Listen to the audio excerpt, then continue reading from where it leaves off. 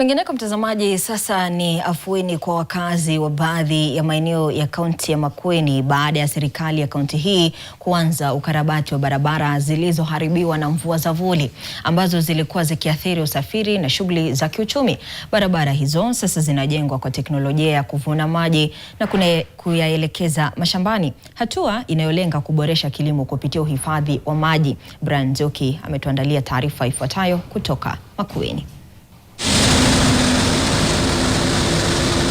Wakazi hawa wanasema mradi huu umeleta afueni kubwa, kwani umepunguza gharama za usafiri, kurahisisha usafirishaji wa mazao kwenda sokoni na wakati huo huo kusaidia kuhifadhi maji kwa ajili ya kilimo. Kwa hakika inatusaidia sana kwa mambo ya ukulima, sababu area hii inatoka maembe.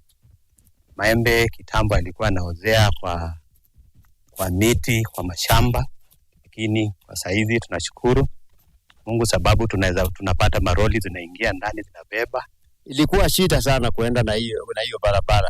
Na saa hii ikifunguka tutakuwa tunaweza kutembea kutoka hapa na mishoti kati kutoka hapa kwenda Matiriku kuliko ile ya Mwani.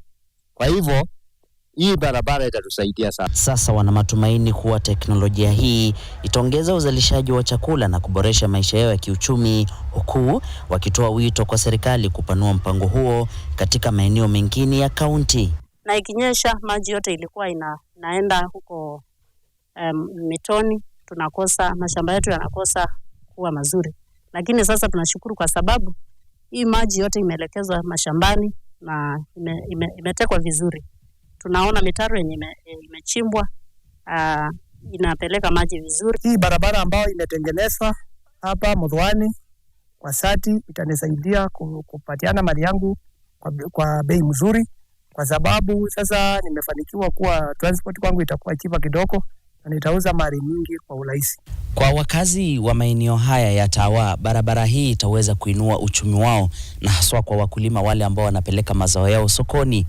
Makala ya NTV Mashinani kutoka kaunti ya Makueni, mimi ni Brian Nzioki.